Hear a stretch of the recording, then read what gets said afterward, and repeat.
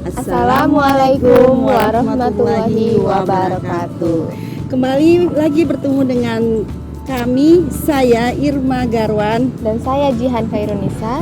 Kami dosen Fakultas Hukum Universitas Buana Perjuangan Karawang akan kembali memberikan perkuliahan secara daring, yaitu mata kuliah Hukum Acara Peradilan Agama untuk mahasiswa semester 6 angkatan tahun 2017 dengan materi yaitu tahapan proses perkara di pengadilan agama.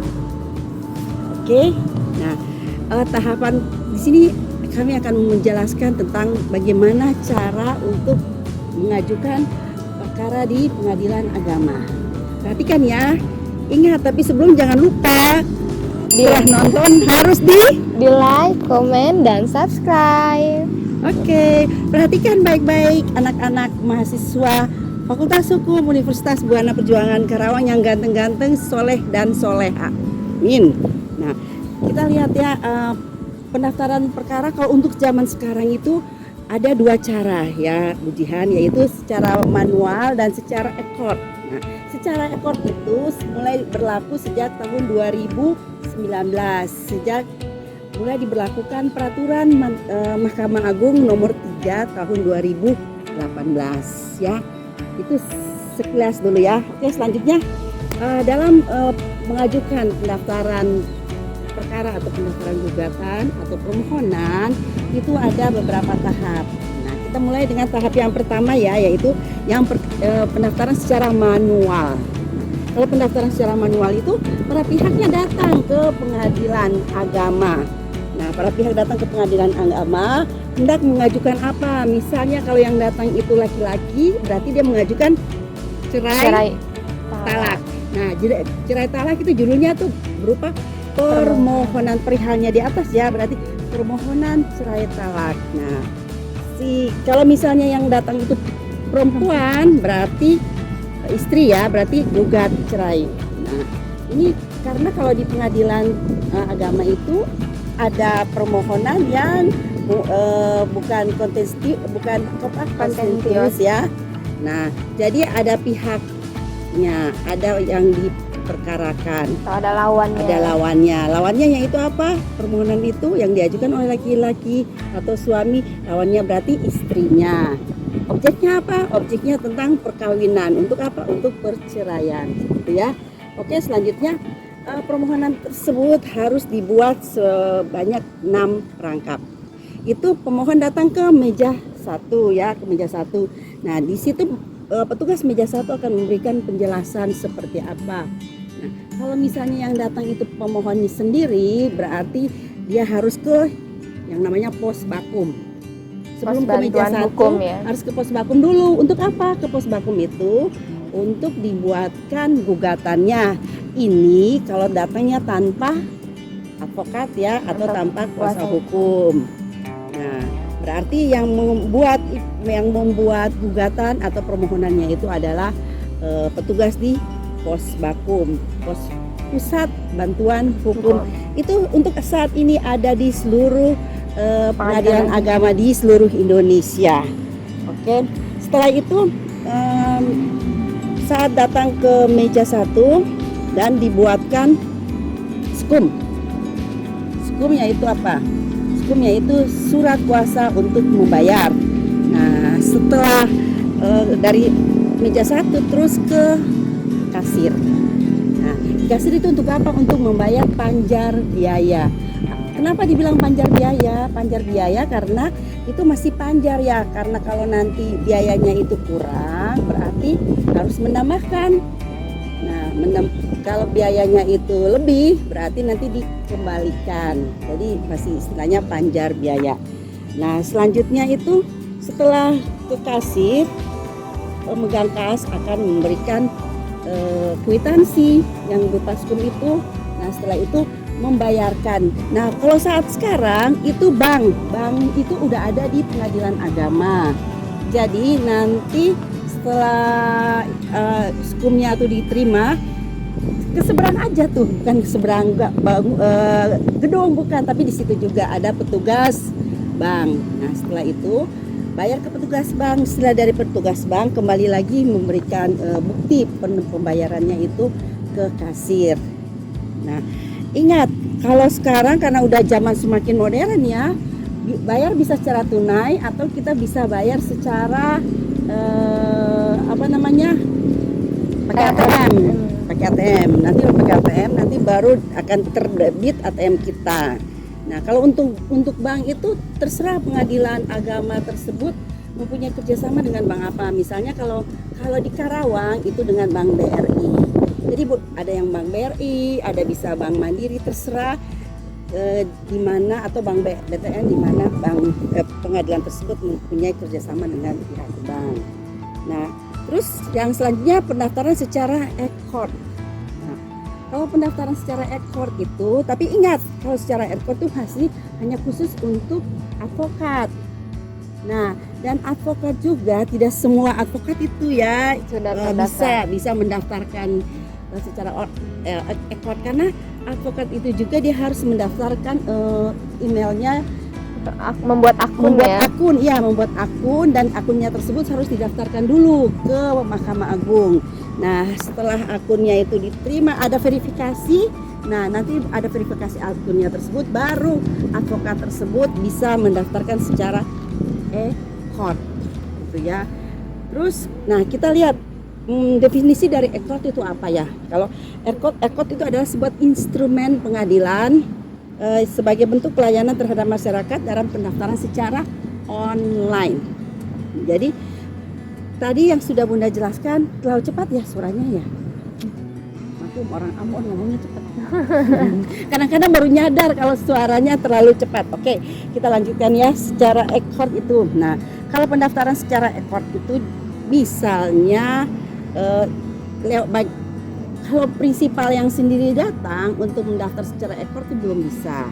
Untuk saat ini masih hanya oleh advokat, tapi advokat yang tadi sudah jelaskan tidak semua advokat bisa mengajukan secara e-court.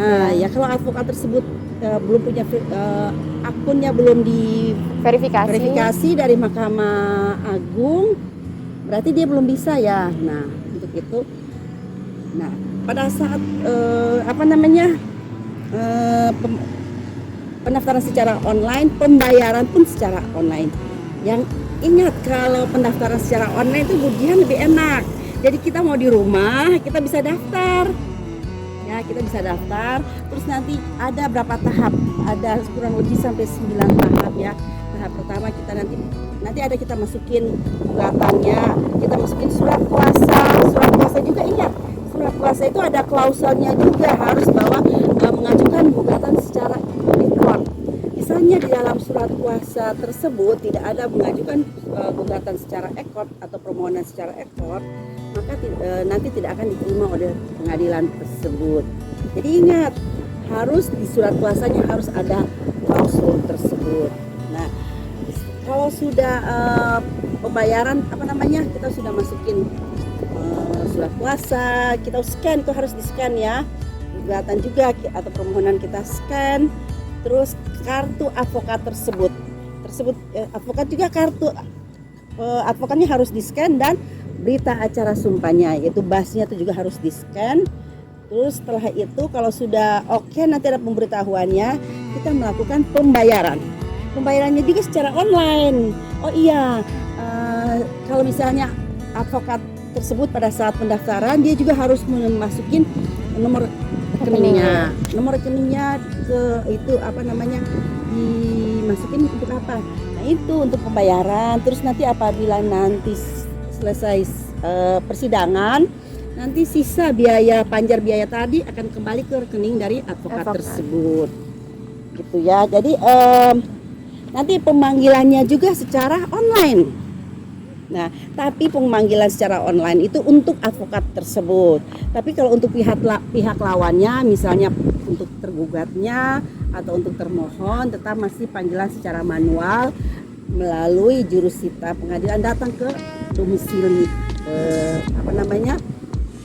tergugat atau termohon tersebut. Tapi kalau untuk yang pakai kuasa hukum itu tidak, nanti lewat email atau lewat SMS pemanggilannya kepada advokat tersebut ya.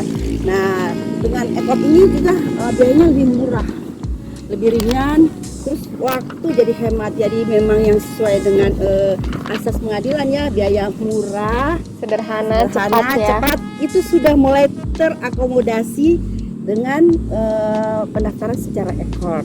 Nah, itu pendaftaran secara ekor. Nanti juga ada litigasi secara ekor. Nah, atau persidangan secara ekor nanti juga ada. Nah, kalau untuk perkara pidana, tambah-tambah dikit ya. Sekarang karena dengan adanya wabah corona, jadi persidangan juga sudah melalui online. Ya, sudah melalui. Seperti ini ya, kuliah daring online ya. Sekarang kita ya kuliah daring. Jadi sekarang apa-apa semua serba online, serba daring. Sidang juga pun secara daring. Oke, terus ada juga yang disebut pendaftaran pengguna. Nih langkah-langkah untuk pendaftaran pengguna itu menggunakan ekor, yaitu yang tadi pengguna yaitu advokat itu disebut pengguna. Ya, sudah tadi yang Bunda jelaskan ya, bahwa dia harus mendaftarkan dirinya dulu ya. Terus tata cara tahapan perkara ekor Pak sebagai berikut, yaitu di situ kan ada tulisan login ya, ada tambah gugatan. Nah, tinggal klik tambah gugatan. Nah, gugatan yang sudah di scan tadi itu langsung otomatis terupload ya. Terus kita lanjut ke berikutnya ya. Tahapan pemanggilan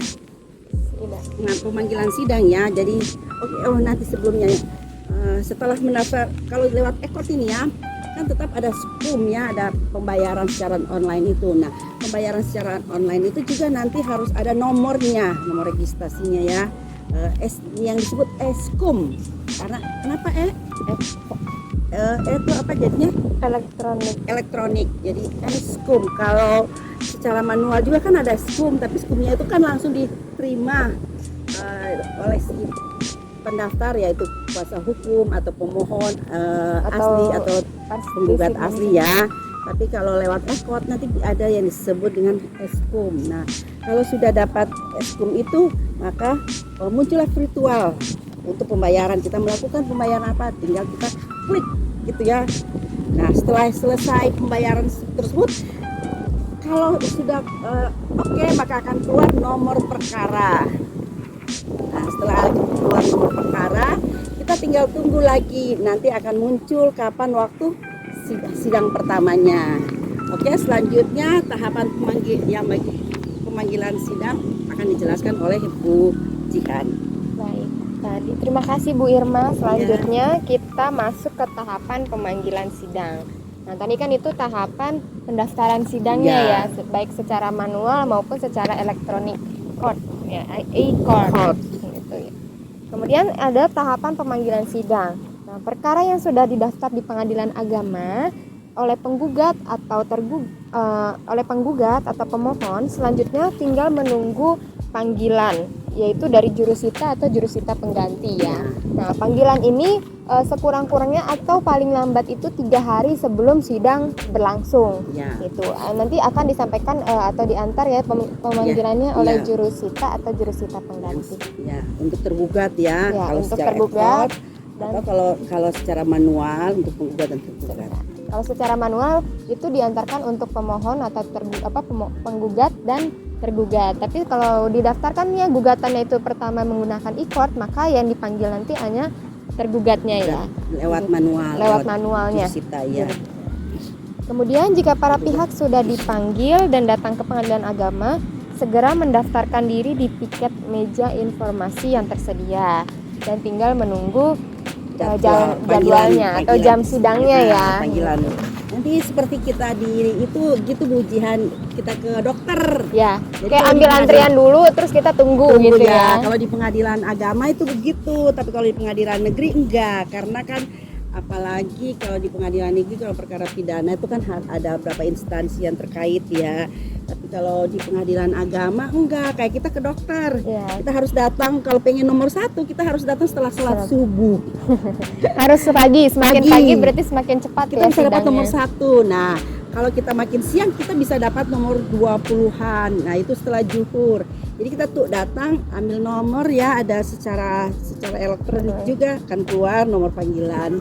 Kita tunggu dipanggil nomor panggilan nomor, kan ruang sidang tuh ada berapa Jihan? Ada 3. Jadi ruang sidang 1, 2, 3 nomor berapa 3 kita tinggal dengar. Jadi yang kalau zaman dulu berapa tahun yang lalu, 5 tahun yang lalu itu pengacaranya yang dipanggil.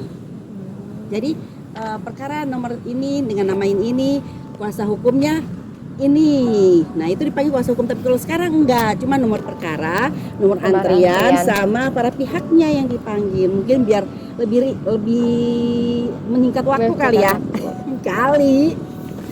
Lebih singkat jadinya ya. Nah, itu dari tadi tahapan pemanggilan sidang. Kemudian kita masuk kepada tahapan penanganan perkara di persidangan. Persidangan ya. Ini yang pertama Tapi, adalah kalau tahapan penanganan perkara di persidangan ini kan itu untuk pertemuan kita yang ke-12 ya. sebetulnya ya. Sebetulnya, tapi berarti kita cut dulu kali ya. Oh, berarti kita cut dulu nanti Nanti kita lanjut di pertemuan ke-12 itu tahapan penanganan perkara di pengadilan. ya, jadi benar tadi yang kata Bu Jihan. Jadi kita nanti tahapan penanganan perkara di persidangan itu pertemuan kita yang berikutnya, minggu berikutnya ya. Nah, nanti kita akan syuting lagi untuk pertemuan kita yang Ditunggu berikutnya. di selanjutnya. Ya, baru ingat ini pertemuan selanjutnya. Oke. Nanti